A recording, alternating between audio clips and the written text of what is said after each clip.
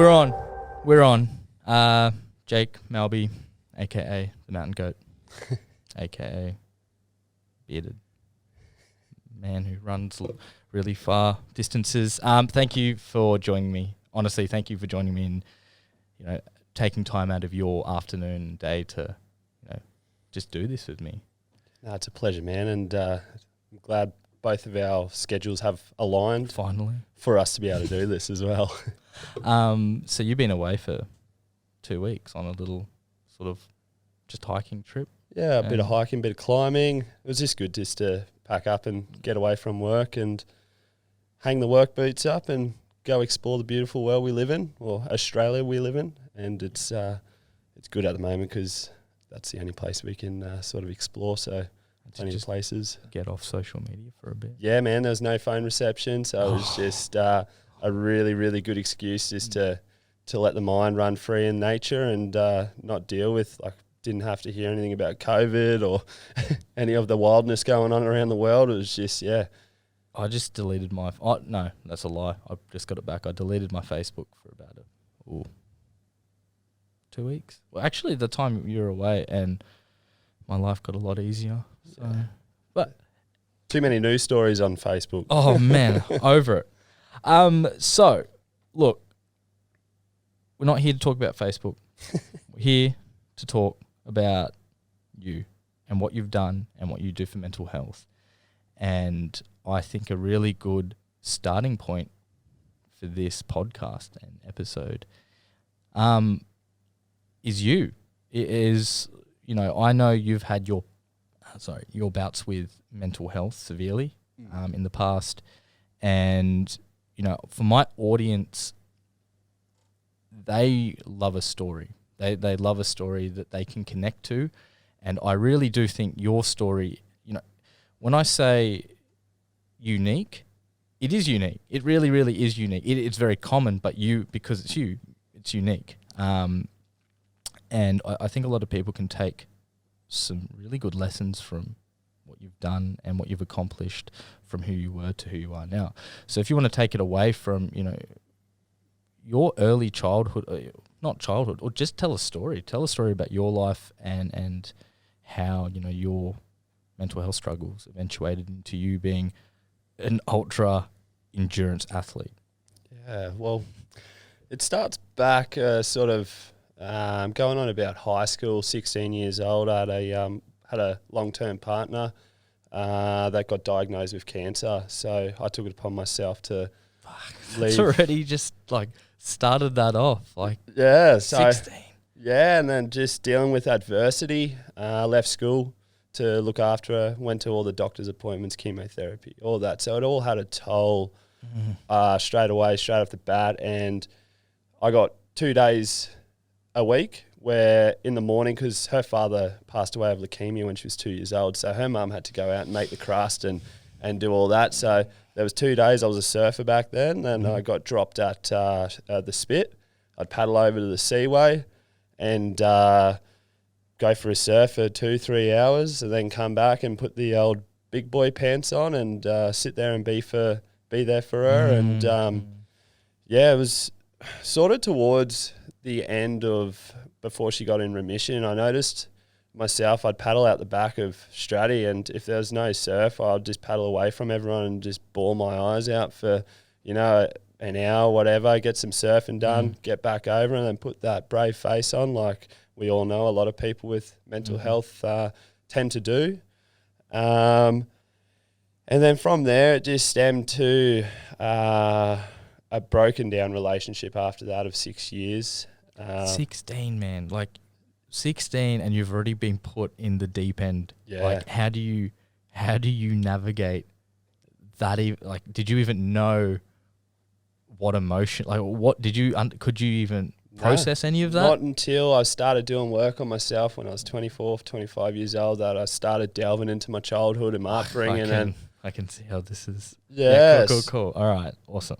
So from there, it broken down relationship, and I was 18, so I was into the party scene. Moved into surface, which is trouble in itself, like straight off the bat. Surface paradise, 100%. party town, good mates there.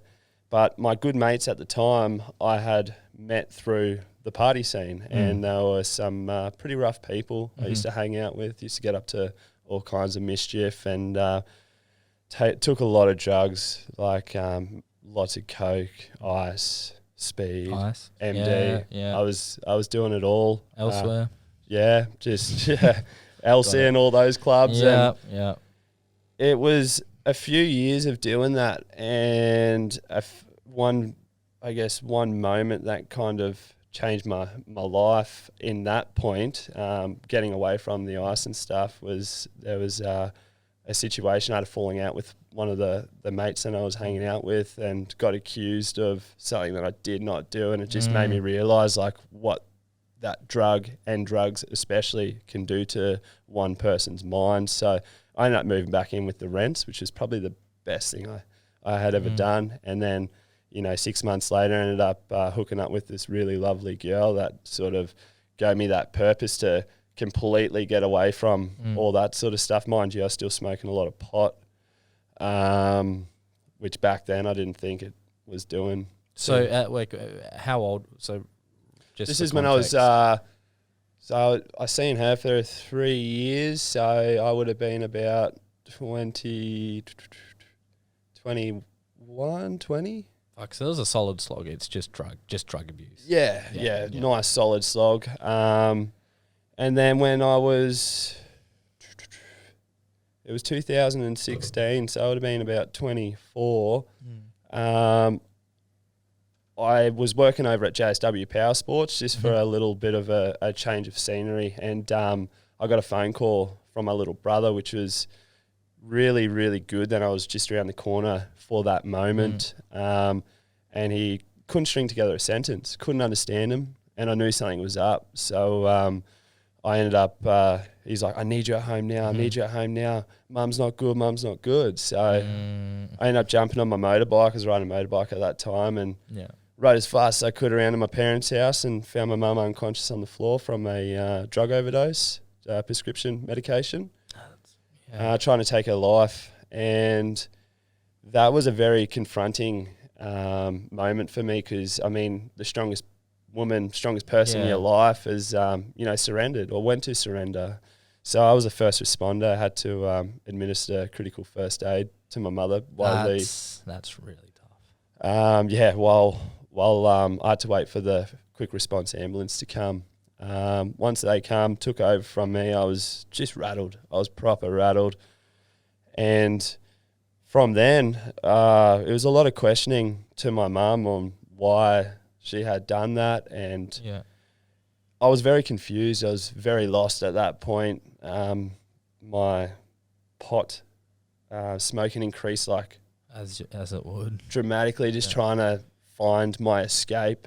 I stopped surfing, put myself in my room for many of weeks, and my partner at the time just didn't know how to deal with it. So she left, she walked out, which I don't blame her, because I was smoking a ridiculous amount of pot. I wasn't looking after myself. Had all the excuses under the sun. And that was in July 2016. And it was August 17th, 2016. I was sitting on my couch in Palm Beach. Had enough. Couldn't handle my life anymore. So I put a pen to the paper, wrote out 2 notes, one to my family and then one to my ex-partner, just to let her know that it wasn't her fault. Had everything set up, all the chair, everything ready to go, and I made something. I wasn't a very open person back then. I was very closed off and didn't really speak to my parents or family about anything. I thought I could just tough it out and do all that sort of stuff like us males think we can do. But I gave my brother a call, and because I was on Valium prescribed and I was off my head on alcohol, smoked a ridiculous amount of weed, picked up the phone, called my brother, and he knew something was up for me. He knew something wasn't right. And he took the initial steps to come around to mine, seeing everything that was there and what was going on, and took me into he saved me. he saved my life in that moment. He took me into his house and fed me up, made sure I was eating because I didn't eat for 2 weeks. I literally only got out of the house, didn't call up work, didn't do anything. Like, picked up my dog, took her out the front for a little pug, took her out for a pee and poo, maybe 3 times a day, and fed her, and then I was straight back into bed. So he made sure I was okay and, you know, getting myself back. I think it's like, you know, your higher self. Even though what I'm looking at is, you know, even though you were so fucked up, like you were about to blatantly kill yourself, and you were so fucked up on Valium, alcohol, whatever, and your higher self, something in your brain said, "I'm going to call my brother." That's all it took. Imagine if you didn't call your brother. Oh, for sure. I wouldn't be sitting here having a conversation with you. And I thank and love my brother so much. Like, still to this day, I will always be so appreciative of what he's done for me. Like, thank and love yourself. Yeah. Like, you got to look at that as, if it wasn't for you to call, yeah, your brother was there 100%, and he actually helped you. But if it wasn't for your brother, for yourself, to pick up, to have the guts to even call your brother, you wouldn't be here. That is, for sure. That is the events. Yep. So that's special. That's very hard to hear from me personally, going through my own bouts with mental health. You know, because the feeling that you get when there is no way in the world that you're not gonna do it. Like, you're either gonna do it or you're not gonna do it, and you were at that point, and I've been there where there's nothing stopping you from making that decision, but you made that call, and he pulled you out.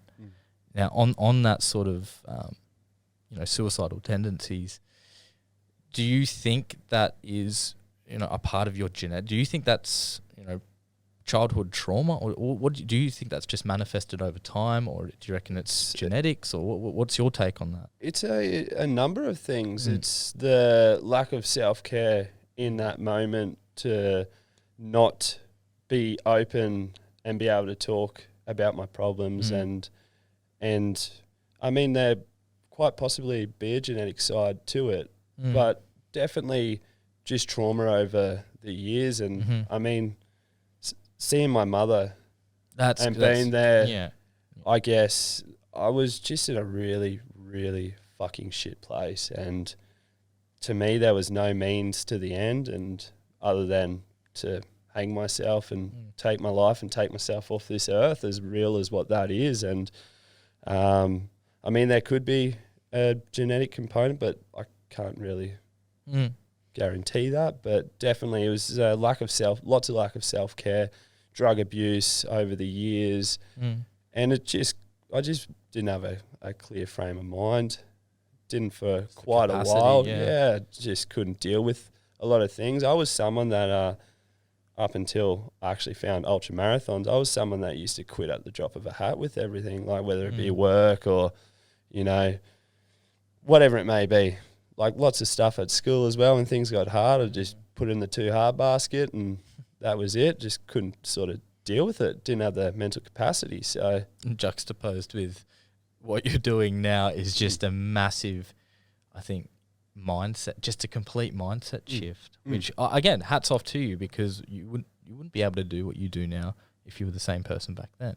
So, you know, a message that people can take is that you really can change, but you've just, you know, in a past episode, you got to do the work. 100%. You've really got to do the work. For sure. What I found, especially being in this space now, there's a lot of people that, you know, get out of jail free card, the easy way out. And no one wants to do, you know, who wants to sit in a room and meditate for 15 minutes by themselves? I don't, but you still do. Who wants to write on journal and you know, say 3 things that you're grateful for each night that you go to sleep, or, you know, affirmations or anything like that? Who wants to do that? No one wants to, because it takes time out of your day to do something else. Everyone wants, you know, a 5-minute, like a get-rich-quick scheme. Yeah. But no one wants to do this work. So, again, hats off to you. You've done the work, and look where you are now. So moving forward from that, you know, that trauma has affected you.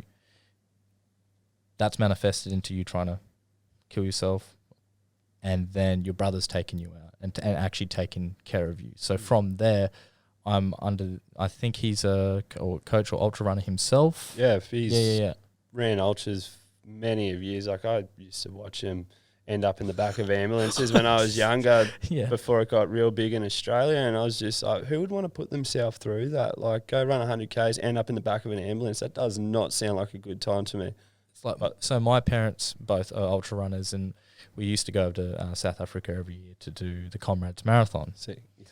89 kilometre, 89 kilometre ultra. You get 20 to 30,000 people doing it. It's a big thing there. And Mum DNF'd like 2 times. I'm going, why are you putting yourself through this? Like, I'm a 14, 15-year-old kid going, why are you doing this? They could never have an answer. There was no answer for it until you've done one. And there is still no answer. Like, really. But even to get to that start line, your parents would have purpose getting them there, like structure with their training and stuff, which, I mean, that's what I love about it. I love the whole process to get me to the point of being able to achieve my goal. I'm so opposite. I'm like that Glasshouse 100. I just signed up on a whim. I had 2 40K runs under my belt and just went, fuck it, I'm going to go for it. And still did okay, but I know I could have done a lot better with the preparation. But do the work. Yeah, I got to do the work. Who wants to do the work?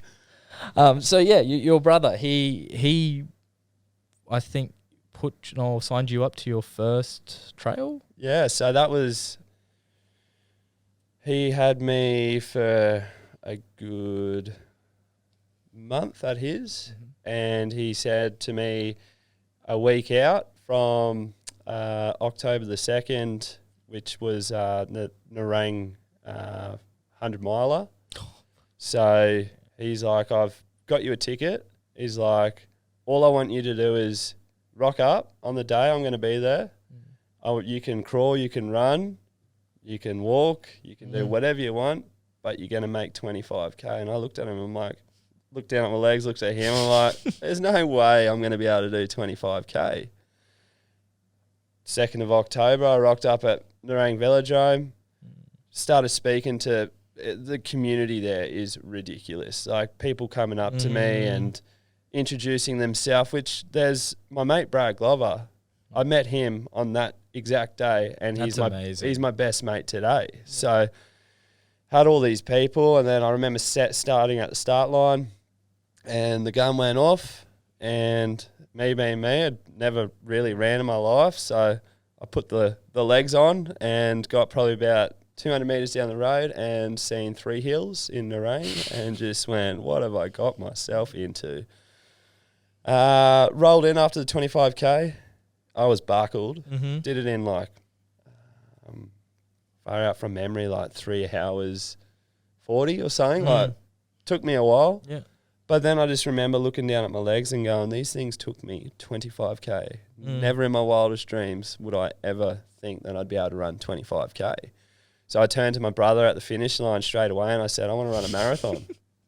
It's that simple. Oh, it's just the feeling I got from it. First time in my life, like, my mind ran free. I didn't have ruminating thoughts. It was just like, I was so focused on. That was a trail. Yeah, it was a trail, 25Ks in Nerang. And it was just so empowering crossing that line and just achieving something you never thought you could do.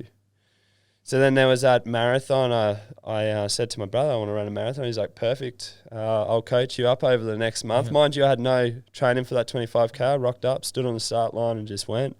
This time I had, I think from memory, 3.5 weeks to get myself somewhat ready. Yeah. And then we flew to Port Douglas, Cairns. Went over to Port Douglas and I did the Great Barrier Reef marathon. My brother did the ultra marathon there. Yeah.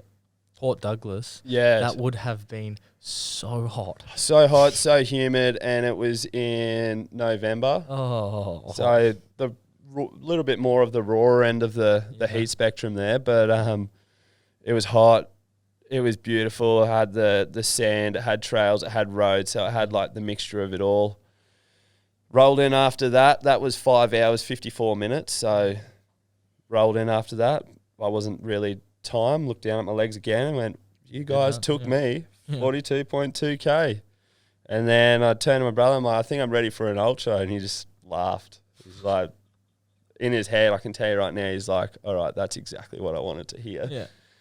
So then I ended up doing Misty Mountain 50K, which is in December, so the month after. Shit. And then from then, it's just really growing. And it just gives me so much purpose, so much structure to my life running, and essentially aids myself to be a better human being, aids my mental health, and just the people you get to meet along the way. We're all like-minded human beings, and you're in a trail race. Someone's on the side of the trail cramping. You pull over and make sure they're okay. That's what I loved about the Glass House was, you rock up to the checkpoints, or let's say you've stopped. So I remember stopping to tie my shoelace and someone ran up behind me and stopped. Said, are you okay? Oh, mate, run. You just keep running. I'm all good. And he's like, oh, no, it's all good. I'm just making sure you're okay. I'm surprised you didn't get down and tie up your shoelaces for you. I was like, you're kidding. This is a race and you want to help me? Yeah. And then I realised I'm only 2 hours in and we've got, 14 hours to go. Yeah. So, it was a big day. And just to walk into those checkpoints run into those checkpoints, everyone's there for you. Everyone, I find with the trail community, that's what, road running is nice and great, but the road running community is all for, times, PB, 100%. And go. Where trail running is, you can slow down and you don't have to run that hill. You can walk. You can refuel on the hills and run the flats and downs. And and that's what I love about it. And I think being out in, so what I'm putting 2 and 2 together with you. I think you just like your medicine is sort of like being outdoors, because my whole thing when I was surfing as well was my zen was going paddling to the back when there was no one out there and just looking out onto the horizon, and that was zen for me. Or going underwater, breathing all my air out and just looking into the distance, and that was like my zen. So my zen was being outside, where I find peace on these longer runs. My favorite time about running the ultra would be being alone with my own thought, even though it's quite scary. You're knocking those doors down. You find out a lot more about yourself. And same with surfing. You're out there, even though you cried at the back, but that was sort of like your release. That was your safe space. I was around no one. Why not? Exactly. So that I think seems that your medicine is being outdoors and being a part of nature. And I think a lot of people overlook that. Which, again, that's just a part of this society that we live in now. Yeah, and I mean, each their own as well. Like, some people might enjoy sitting and doing crafts inside, which is also okay if that's when your mind runs free. And so going back, when with your mental health, so are we talking just depression, anxiety, or anything? Was it just those, or was there more, or what was? So when I was 16, I was diagnosed with depression and anxiety. Later on in my life, last year, I have now been diagnosed with bipolar type 1. So I have the peaks and the troughs. But yeah, it's been a long journey to get to my final diagnosis, which is beautiful, because now I know how to manage it. Like, when I first got diagnosed with it, with bipolar, I started freaking out. I'm like, far out, now I've got, but all it is now I'm labelled with that, and now I'm able to get the coping strategies, the right medication, and now I'm able to live a normal, healthy life. Just because I've got that, like, I could have been living with bipolar for years before, but it was that one moment that, my psychiatrist said, it was that one moment that I freaked out, but it was understanding that, that's a good thing. Now I've got... When you have understanding of it, I think that makes it a lot easier to deal with. So to back that up, with me, I think for me, I've gone back into seeing my psychologist only recently.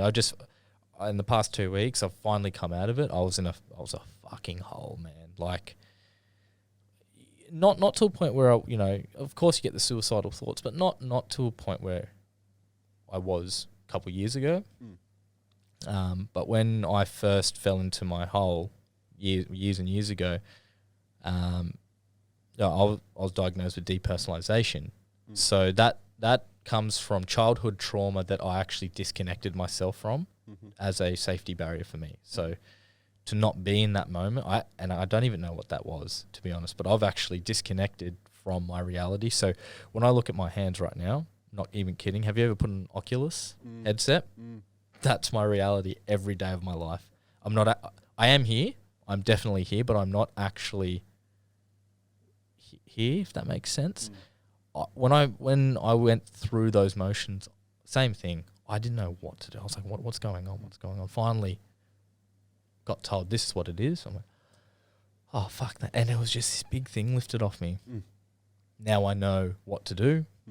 Breath work seems to be the one that has helped me a lot. It's more coming back into myself. And funnily enough, I've always been spiritual in that sense of, not godly or anything like that, more doing the inner work. I've found the more inner work I do, the more I come back to myself and having that understanding of myself, like you have now, like you're finally putting the pieces together for what works for you. And I don't think, especially on the Gold Coast, it's getting more and more, but a lot of people aren't because of this social media age and comparing and blah, blah, blah, blah, blah. Especially males. Trying to break male masculinity is... Funnily enough, I've actually joined a men's group. I made the decision last night to join a bunch of leaders, warriors, and to dive deep into sacred masculinity. I have no idea what it's about, but my gut intuition is telling me go for it. So see where that takes me, and well, you don't know until you give it a go. Could be the best thing. I have a fear in my gut's saying go for it, give it my all, and if it doesn't work, it is what it is. I can't. You gave it a crack. Cool. Didn't like it, move on. But I'm going to give it a go. And again, I don't even know what it's about, so we'll see where that goes for me, and hopefully can share that with everyone on a podcast in the next coming months. So let's skip forward to your achievements. Project 31. You did 31 marathons in 31 consecutive days. All for a good cause. A very good cause. Like, for a whole month, you ran a marathon a day. Did you work? No. So originally I planned to work. Oh, that no. And then I ended up just leaving my job altogether. The July before, 2019, started July, ended up just going, no, I don't need this stress at the moment. I'm just going to really focus on this big audacious goal that I have. There was no work. I had a team that behind me that massaged me, looked after the body. Do you know what this sounds like? What's his name?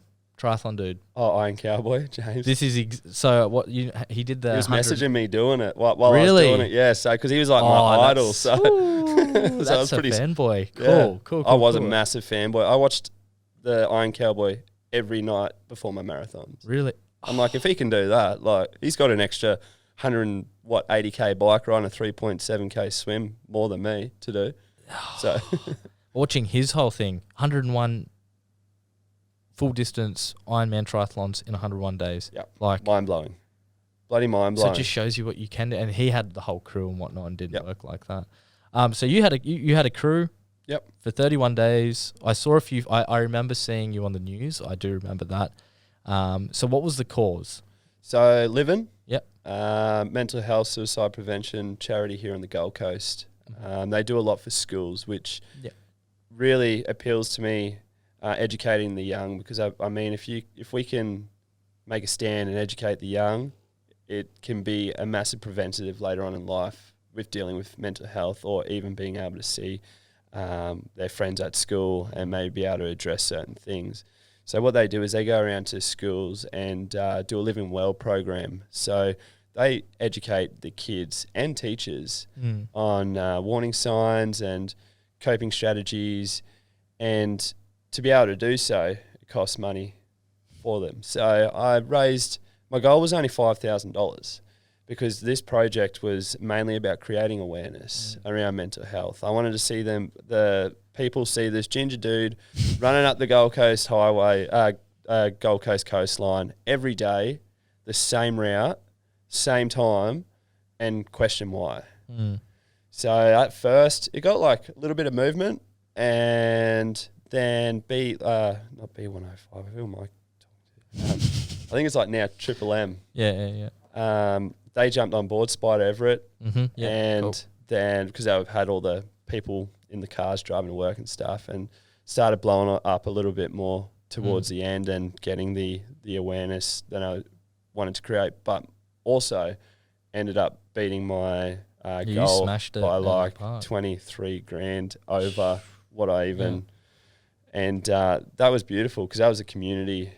There was such a community involvement over the whole 31 days. Like every day I had a reason why to run as well. I dedicated a marathon to someone who had, a story to tell. Like this lovely lady, Janine, she lost her son, Benny, to suicide 2 years before the marathons. I dedicated one of the marathons to her, had her come out. And that was at the turnaround to come back. Had my bacon and egg roll, had a bacon and egg roll every day, and an apple juice. Nice. It was so good. My little look forward to. So I had my bacon and egg roll, had a chat to her, and just seeing the raw emotion like coming from her, explaining her story to me. It was those moments that whenever I woke up in the morning, I'm like, oh, this hurts. Oh, this hurts. It's just like, you know why you're doing it.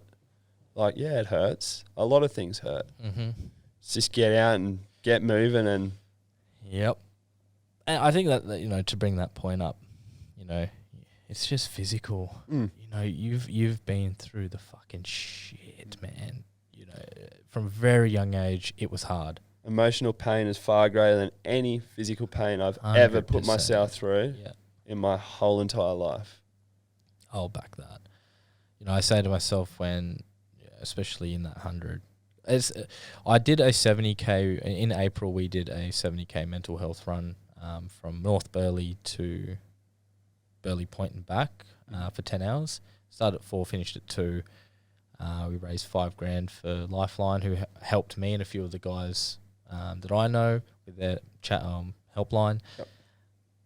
And I remember getting to, again, I'm quite heavy for an ultra endurance athlete. So at the time I was about 94 kilo, and I'm 50K in.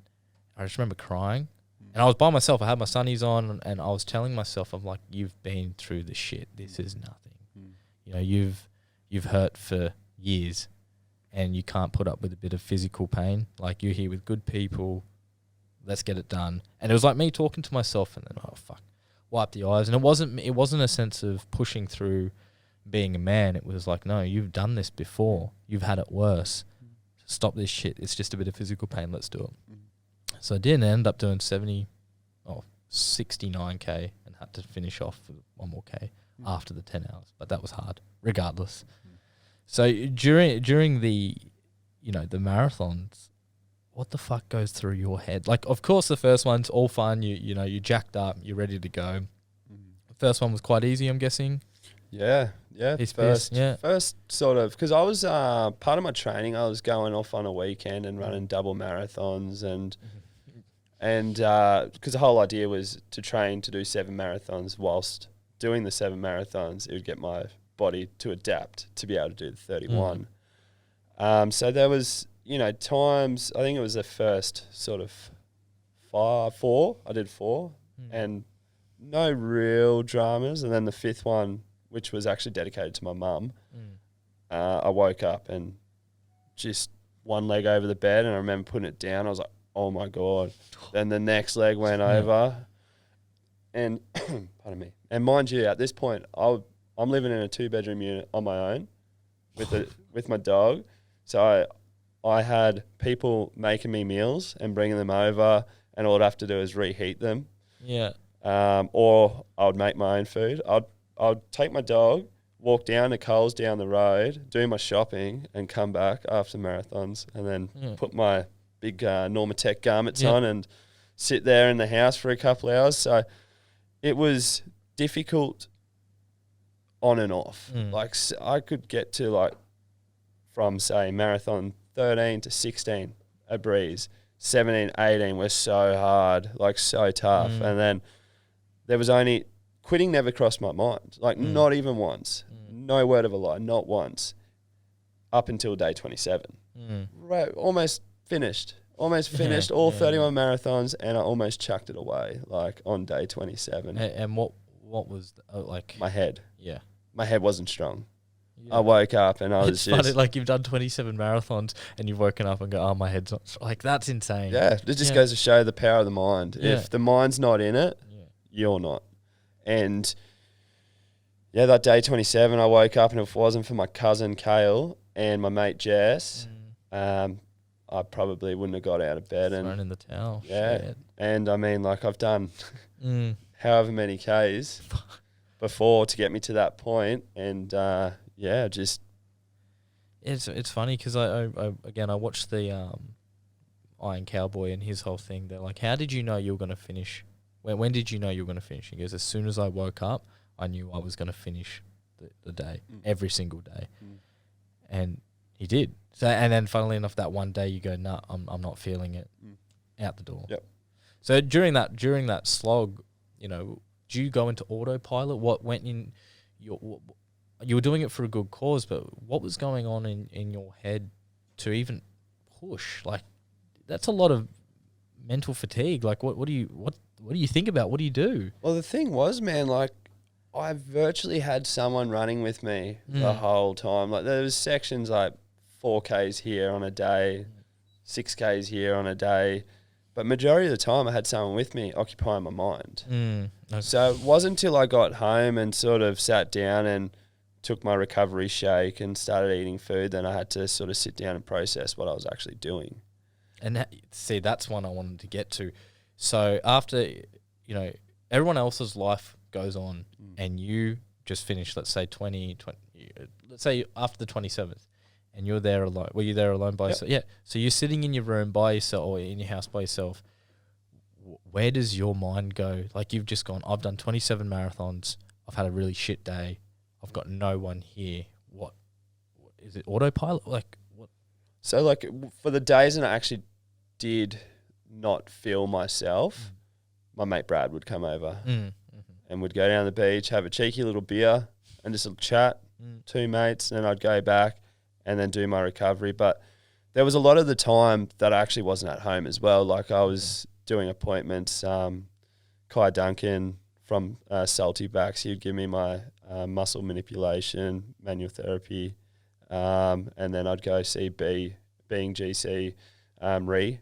She'd give me acupuncture, and then I go to Freedom Float, get a float, then I go to P3. Freedom Float's the float deprivation tanks in Burleigh. They're so good.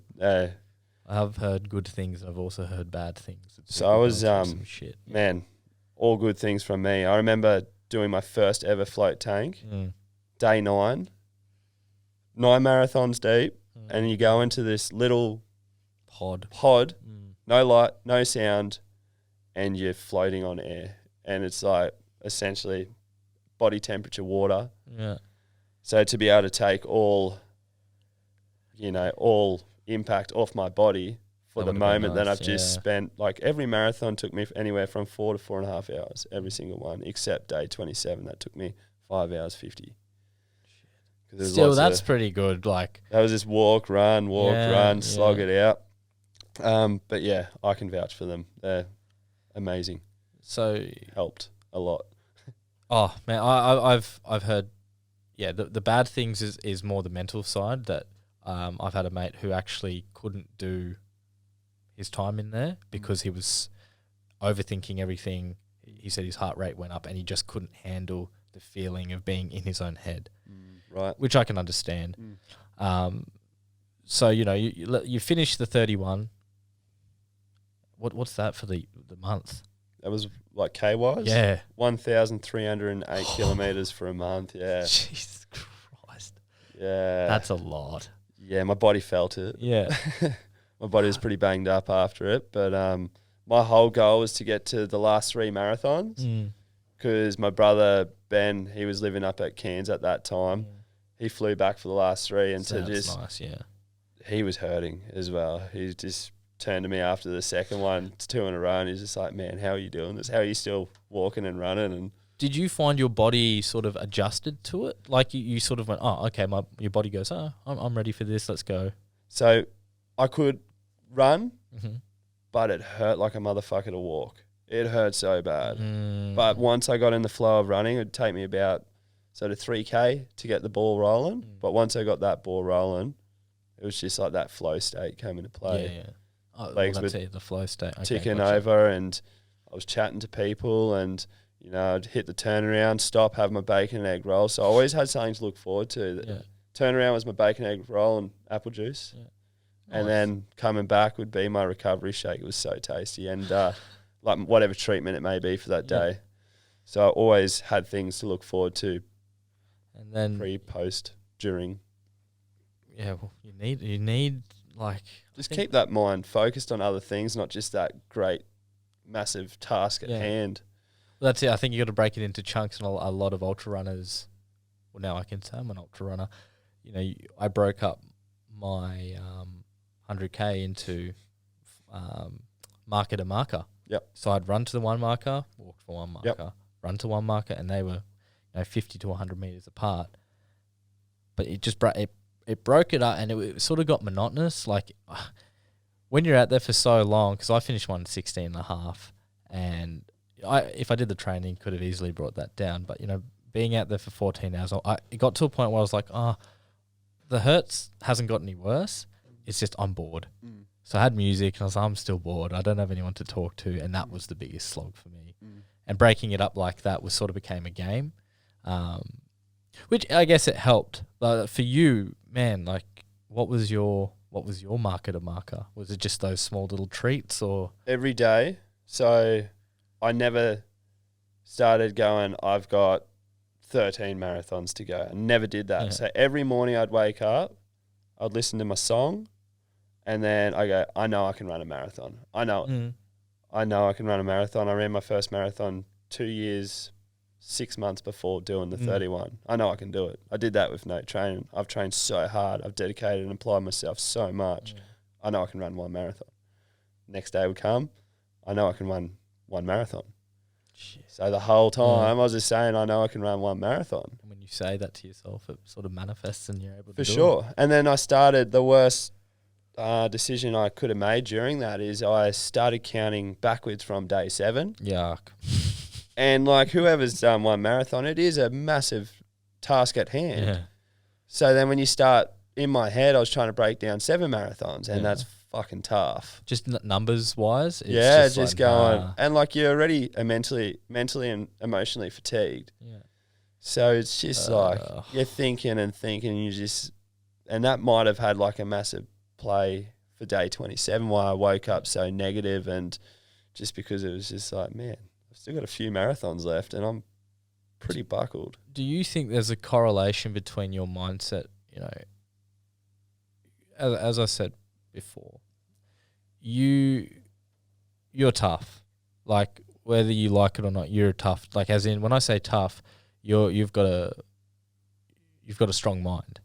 Do you think there is a correlation between how you dealt with things growing up to the ultra endurance events that you do? Do you think that has played a part in you being able to push through like that? Or so it's a hard one because like I said before, when I was younger I used to quit at the drop of a hat, and I mean being an endurance athlete, there's a lot of peaks and a lot of valleys, and you can run that high, and as soon as you hit a low, it's easy just to pull the pin. So when I was younger, I didn't have the strongest head, strongest will. But I guess running has given me Purpose. To be like, okay, I know I got to just keep on pushing through, and it's adapted to my everyday life as well now, where like at work or I'm faced with, you know, a bit of adversity, I know how to deal with it with a more level head, because I mean, you blow up in an ultra, you need to reset and you need to stay calm, you can't stress, you can't elevate that heart rate. So I heard a quote, Charlie Engel, he ran the Sahara. He's got quite a few books out, and his whole thing is he's also a recovering addict, big time, went to jail. He's like, it's funny, with ultra runners it seems to be, you know, the same sort of story. But his whole thing is, don't make a decision in the highs or the lows, make sure you're level, and then make that decision if you want to quit. Yeah, for sure. So moving forward, so you've done the 31, Project 31, and recently you did 24 hours. Yeah, project moving forward. So that's sort of all my little things. That also was for living. That was just a mental health awareness run. So me and my best mate Brad, we did that together, and then we just had people jump on, and we ran the same course. That wasn't to raise money or anything? No, we didn't. Yeah, we didn't. It was just, That's just amazing. Getting people out and getting people talking. Like, that was the same thing with Project 31. It was like such a great feeling achieving that goal, but the biggest achievement out of it all was the stories that were created, because it was a safe place was created for people to be able to open up and share their stories about mental health, and people just opening up and saying they've never said anything like this to even their own family, and they're in a group of 10 people, never met anyone of them in their life, but because they know that environment they're in, they felt safe to be able to open up. And that was Project moving forward was the same as well. Like, it was just virtually getting people out, especially these times we're living in. When I did the marathons, we didn't have all the nastiness going on around the world. So I just, Brad and myself just thought it was a good idea to, you know, create a bit of a awareness for mental health again, and what a better way to do it than push our bodies and go run for 24 hours up and down the coastline.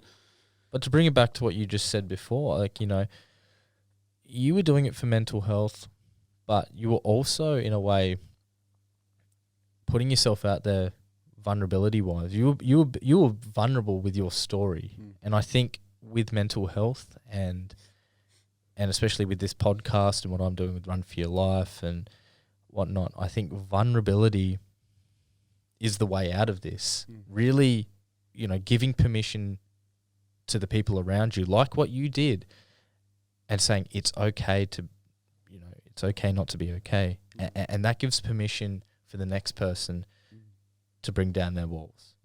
Because I remember listening to the story with, you know, there was a guy who didn't even tell his own parents, something in that group, in that run you did.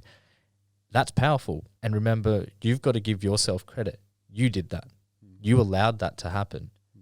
And this person who had been suffering opened up to a group of random people. That is so, so powerful in itself.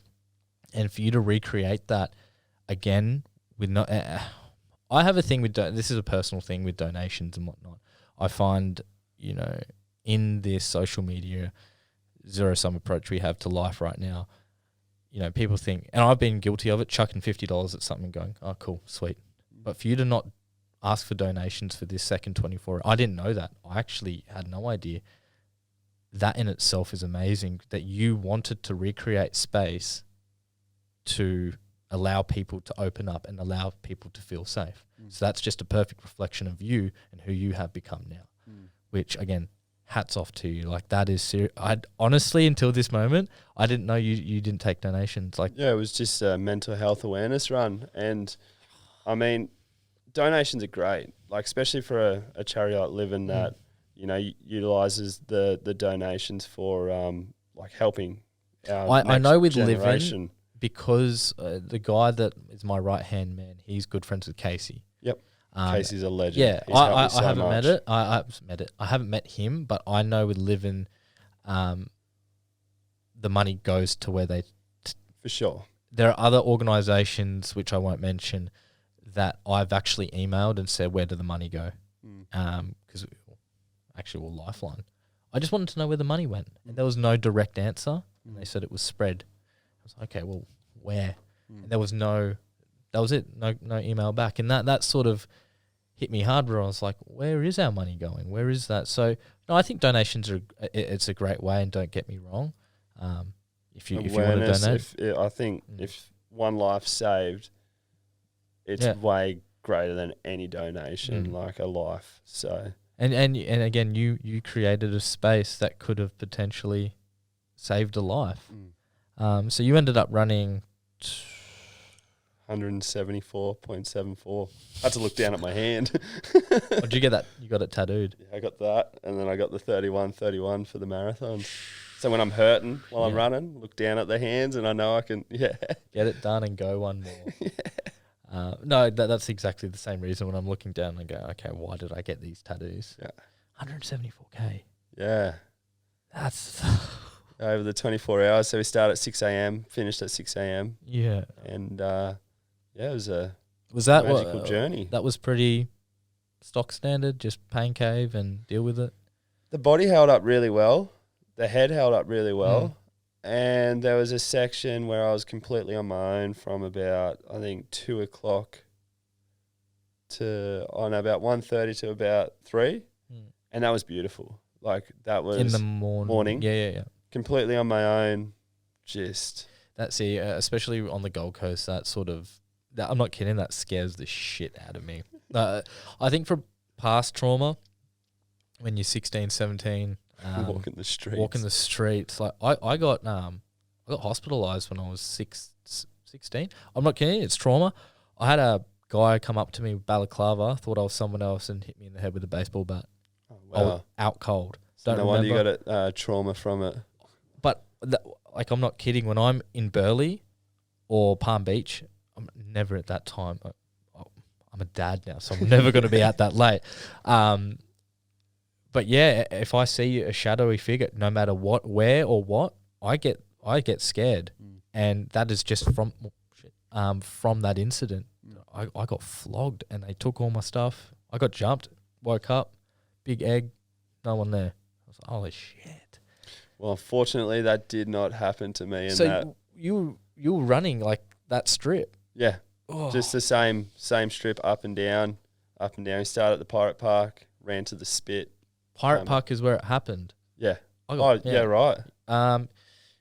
Just up from there, there's I don't know how to explain this, but the Palm, big building. Oh yeah, the Palm. Yeah. Right on the highway there. Right. Yeah, because I used to live just off Lacey's. Gotcha. That's why I did all my marathons from the Pirate Park as well. So you ran Pirate Park all the way to the Spit for the 24 hours, like all the way to the point. Did that 3 times, I think. Just up and back. Yeah, up and back. Now, nutrition wise, what fed you for the 24 hours? 24 hours. Spring energy gels. Yeah. Which is like those natural. My stomach's so weak; it can't have those sugary. I had one. Yeah, I had cis. Oh, yeah, can't do any of them. Couldn't do it. I was it was funny. I'm usually pretty good with it, but on my run yesterday, could not stomach. I was like, when you regurgitate and have to spit. Yeah, it was fucked. That's me. Yeah. But yeah, they had probably about, I think, 28 spring gels, half a dozen Cliff bars, packets of salted popcorn. What else? Oh, I had a full pizza at I saw that. Yeah, at about 12 o'clock. 10 o'clock. Yeah, had a pizza, full size pizza, and you ran after that. Yeah, so like it's been good because a lot of the time I train when I do like long distance stuff. I eat and I train and eat what I'm going to do in the race. So I'd eat a pizza any day of the week. It's it's one of those things. You're not sitting at like a tempo. Yeah, you're just doing what you do. Yeah, just nice and slow and able to process it. And And did you have many people run with you, like the Project 31, or was it, bits and pieces? You'd run by yourself for a bit, or there was 2 or 3 or 4 or 5? Nah, Brad and I had the whole time we had someone with us. Yeah, the whole time. and Brad pulled out. Yeah, he because of an injury. Yeah, he tore his calf. Oh, probably like pretty early on, and he just kept soldiering on, and because I had a little goal for myself to run 100 miles because I hadn't done that yet, so I wanted to do it within this, and it got to I think 120 something k's in, and he just turned to me, he's like, "You're not going to make 100 miles if you don't keep chugging along on your own." Yeah. So I kept going. Had a couple of people with me till about the 1:30 a.m. mark, and then the section. Then I was on my own, and then one of the blokes from work, Louis, he ended up coming up and sharing the last 30 k's, and he's only just started running as well. So that's cool. He did the last 3 hours and did 30k with me. But see because you've given everyone permission to do this sort of stuff, like. You did, again, you got to look at it that you did this. You got this guy to run 30k. Like, you did this. Yeah. He's got his legs, and he's a real good dude. I was just stoked because at that point I needed a bit of energy. So he brought me a Red Bull, and I had that at, 3 o'clock in the morning. And it was probably the worst. No, it was the worst. I went the other way.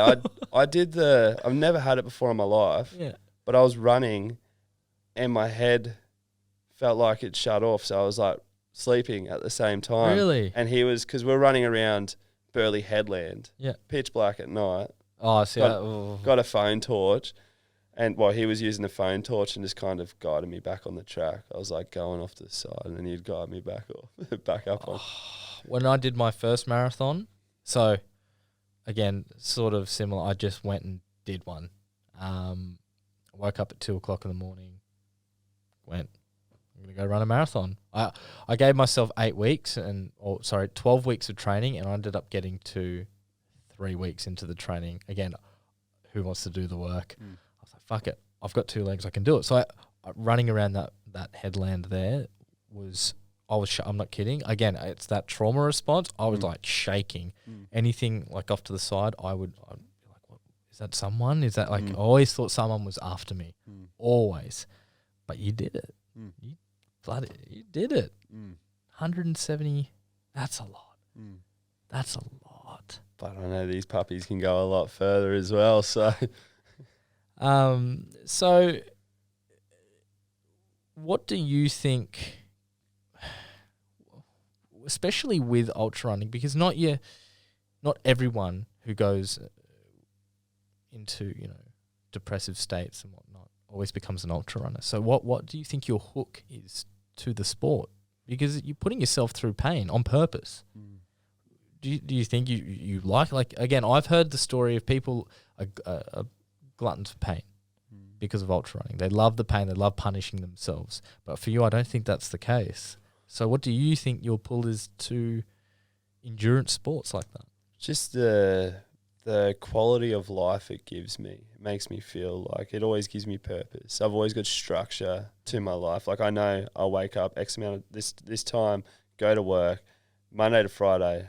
I've always know what session I've got for that afternoon. So then I know as soon as I come home, I get my session done. So then it's done. And then every day that I'm out running, I'm out feeling good. I'm in the sun. I'm around so many different people.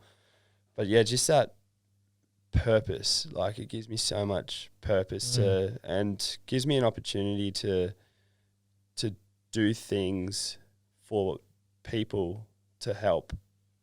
So like get people to open up and yeah. Gives you I think purpose is is your key. No, that's all. I don't do it for the pain and to suffer and all these all these ultra runners love, each their own. I just do it because I just feel free while I'm doing it. Like I don't even wear undies half the time when I run. I just don't wear undies. I'm not even wearing any right now. I just want to feel as free as they come. Literally. So, okay, let's pivot this. So, next year, Another one. you got a big one. Yeah. Big one. Yeah, and I'm doing this one for Kids Helpline. Cool. So I just change it up a little bit. Again, it's for the young, providing a service that they can call up, and I've just got a thing for the younger generation because I feel like if I had certain things like this when I was, that was going to be a question. Yeah, would you use these services back then, or like? How do I articulate that? If living was in schools, and then do you think you would listen, or do you think you needed to take the path you did to be able to appreciate what living and these mental health associations do? See, it's hard because, like, I guess when I was at school, I would like to think I would, because the conversations that Live and have are fun. But they've also got serious meaning behind them. So I feel like I was mature enough at school to be able to, was a class clown, but could also have the seriousness behind me too. So I feel like I would definitely use the services for sure. Yeah. Cool. Now this run is going to be. Are we allowed to talk about? Yeah. No. It's cool. So. 850 Ks, Sydney Opera House to Burleigh. I've given myself sort of a bit of a time frame that I'd like to do it in. Like an FKT? Yeah, so 7 days, which is about 122K a day. I think you got it. You got it. Well, is there a record right now? So there is a record, but it's from Sydney Opera House to Brisbane. Okay. And that's 12 days. Bit over 12 days. So there's actually no time, fastest known time. You're about to make one. Yeah, so that would be pretty cool. But 7 days I would like to do it in. Like in reality, that's definitely like, especially with what you've done with Project 31 and the 24 hours. I think that for you, especially if you again do the work, I think that's very, very doable. 120K a day with a push, like, yeah, for sure, 100%. I reckon you'd be able to do that. I believe in you. 20 hours of walk running and 4 hours to recover and sleep. I got a van that's going to be tailing me the whole way, so it's not going to be fully self-supported. Nah, fuck self-supported for that. Yeah, so I'll have a van, and I'll take my running vest, so I don't have to carry a whole heap of stuff. So, but yeah, that's going to be the next one. Yeah. We'll start probably loading the body with many of K's coming within the coming month. Yeah. But yeah, it's just, I get really excited about the process and the journey leading up to, so that will be in August. And I don't get coached. Like for the marathons, I did my own training program to be able to do that. For the 24-hour run, I did my own training program to be able to do that. Yeah. And I'm going to do the same for this as well. So like, I just get really excited, and it's good seeing progression too. I can see it I can see in your body language right now, just talking about that. You're like, you get pepped up. I fucking love it. I love it. I get G right up. So, do you think you especially with this self coaching, do you think you're more, or ever since you got into running and whatnot, that you've been more in tune with yourself? Because it seems like you would do it off. I personally need a coach. I need to be told what to do, but for you, it seems like that works for you. So do you think you're more ever since you've started running, you're more in tune with yourself? So like, I've had many of coaches over the years, and one thing I noticed about doing my programs for myself and then achieving the goal, it makes it feel all the more better, because like you've done that, like you've done from start to finish, and like I I personally, it works better for me because like if I can't hit a key session because for some reason I don't feel like I'm letting my coach down who's invested so much time and effort into creating this program for me. So, but also if I can't hit a key session when I've created a program, I can understand that because I can say to myself like, look, you may not have been able to do your tempo session today, but you still got out and still got moving. That's good. Yeah, I have that issue myself that when I tell my coach, especially with 2 children, it's hard to fit in the training, and I get it done. I still do it, but sometimes it just feels a bit too hard to fit it all in. When I have to tell him I missed a session, I'm like, I beat myself up. Okay, did I let him down? But in reality, no. He's still getting my money. It's just that mind ticking over. Bear with me. How are we going for time? Cool. Yeah, sweet. We'll wrap it up soon. I think I've sort of gone over basically, I think your story, I think you got to give credit to yourself that we always like to, say, oh, ultra running saved my life or these external It only factors. aided my life. And that's what I'm getting at. We always go, oh, this saved my life, or this, it was a part, it aided your life. You saved your life. You did this. You pulled yourself out of this hole. And of course, we always go back in there time to time, and things may not always feel comfortable, but now you're more equipped and well equipped to bring yourself out of that hole. But I think we, as a society now, and people who are going through mental health issues, I think we really need to pivot that mindset and be kind to ourselves a bit more. Really be kind to ourselves, because we can say the external factors aided, but really we did the work. We did it, and we brought ourselves out of that by ourselves. We can say other people helped, but no, it was us that made the decisions that we did. So this leads me to one more question. What would you tell you if you could go back in time? What would you tell yourself to help yourself? What is one big thing? Talk and then listen. So like, say if someone comes to us with a problem, listen, we've been given 2 ears and 1 mouth for a reason. Use your 2 ears twice as hard as you use your 1 mouth. And if you've got an issue, talk about it. Like, that's one thing I wish I would have done when I was young, because I feel like since myself being able to open up to psychologists, psychiatrists, mates, podcasts, it's benefited me.